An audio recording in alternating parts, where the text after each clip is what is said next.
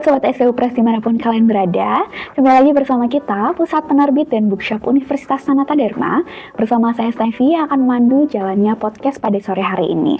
Nah, di saat ini kita bersama dengan Bapak Insinyur Dr. Andus Hansyadioyo Hartanto MSI AKT sebagai salah satu dosen yang menjadi penerima program hibah buku tahun 2024. Sebelum itu, kita ucapkan banyak-banyak selamat kepada Pak Hans sebagai penerima program hibah buku yang bukunya juga sudah ada di depan kita. Namun sebelum kita bahas lebih lanjut terkait dengan buku yang diterbitkan oleh Pak Hans, saya mempersilahkan Bapak Hans untuk dapat memperkenalkan diri terlebih dahulu. Oke, nama saya Hansyadioyo Hartanto. Saat ini bekerja di program studi akuntansi Fakultas Ekonomi Universitas Sanata Dharma. Saya mengampu tentang pengauditan dan juga akuntansi manajemen. Oke, baik. Terima kasih Pak Hans untuk perkenalannya. Seperti yang sudah ada di depan saya dan juga Pak Hans, berikut ada buku yang diterbitkan oleh Pak Hans dengan judul Pengauditan Terapan Berkomputer. Nah, selain Pak Hans sendiri sebagai penulis, juga ditemani oleh Ibu Lysia ya Pak, selaku penulis dari buku ini juga. Nah, kemudian kita masuk ke pertanyaan pertama nih Pak. Kira-kira apa alasan atau bagaimana sih Bapak termotivasi untuk menerbitkan buku pengauditan terapan ini di Sanata Dharma University Press? Oke, memang beberapa teman itu sudah menulis dengan fasilitas dari penerbitan buku di Sanata Dharma dan hasilnya cukup bagus, dan kita juga dari segi waktunya dan sebagainya itu lebih mudah gitu, sehingga saya dan Bu Lysia tertarik untuk menerbitkan buku ini di penerbit Sanata Dharma. Oke, baik. Terima kasih untuk jawabannya Pak. Jadi karena rekomendasi dan juga efisiensi waktu seperti itu ya Pak. Dan kita masuk ke pertanyaan berikutnya. Apakah boleh Bapak bantu jelaskan terkait dengan secara garis besar itu isi dari buku pengauditan terapan berkomputer ini seperti apa? Oke, selama ini kan mahasiswa belajar audit, pengauditan, kemudian juga belajar secara manual. Nah, di program studi akuntansi juga sudah belajar juga tentang pengauditan berkomputer, ya, tetapi masih menggunakan modul yang belum terstruktur. Nah, saya dan Bu Lysia tertarik untuk menerbitkan buku ini supaya mahasiswa sebelum masuk ke modul atau praktek pengauditan itu ada konsepnya, ada landasannya sedikit, kemudian baru melakukan praktek audit secara komputer sehingga lebih efisien dibandingkan manual. Oke, terima kasih banyak Pak untuk jawaban yang luar biasa.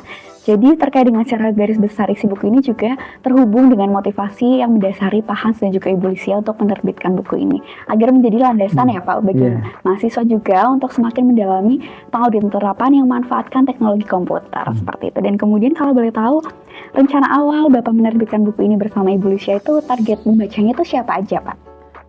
Target pembacanya terutama mahasiswa ya, mahasiswa khususnya Fakultas Ekonomi Universitas Sanata Dharma, juga beberapa mahasiswa program studi akuntansi yang lain.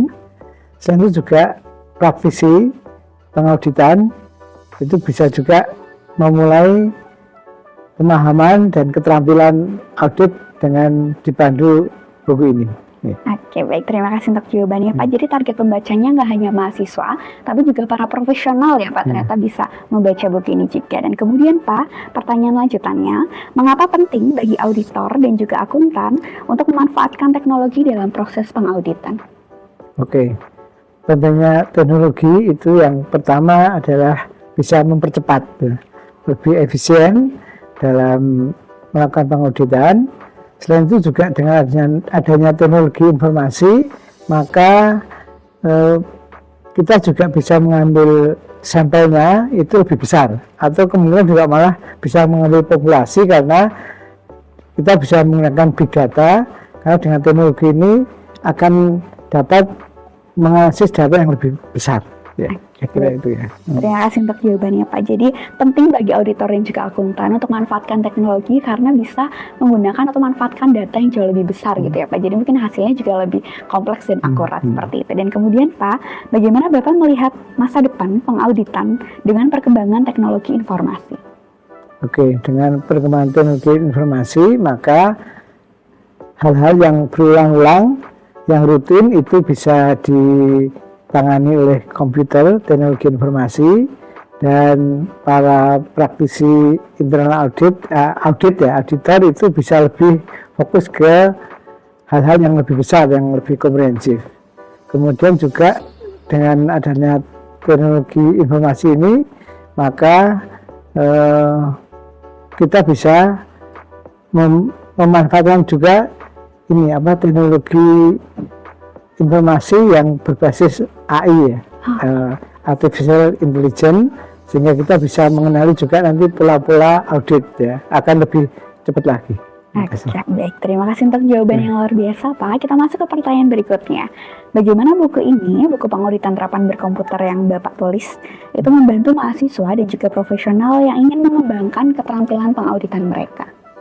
Oke, dengan membaca ini paling tidak konsep dasar, ya, itu sedikit, ya, permulaan atau pengantar sudah bisa dimengerti, dan juga di sini ada juga kasus sehingga mahasiswa lebih bisa memahami kira-kira nanti dalam mengaudit dalam dunia nyata itu seperti apa, karena ini juga ada kasus-kasus yang menyertainya.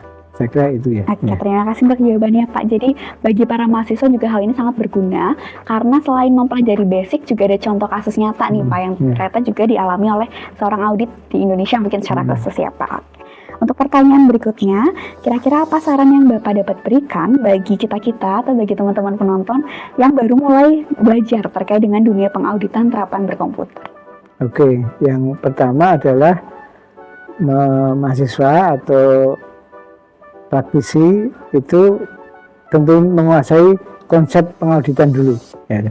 Konsepnya dikuasai, dibaca dari buku pengauditan, kemudian di sana juga ada beberapa hal yang harus dilakukan, misalnya melakukan analisis, melakukan pengumpulan data. Nah, itu kita bisa mengakses menggunakan buku ini.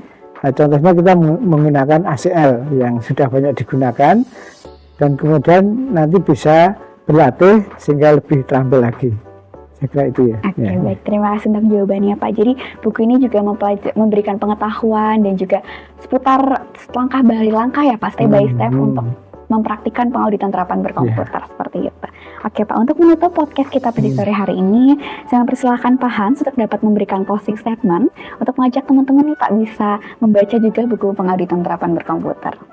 Oke, teman-teman mahasiswa dan praktisi yang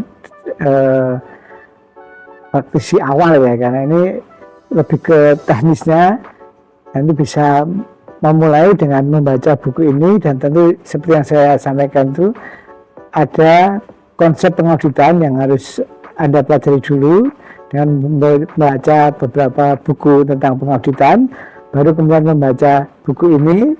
Nah, itu akan membimbing Anda atau menuntun Anda untuk lebih terampil menguasai teknologi informasi dalam pengauditan, karena ini ada step by step dalam menganalisis dan diberikan contoh dan bisa sekaligus dipraktekkan dalam tahapan-tahapan pengauditan.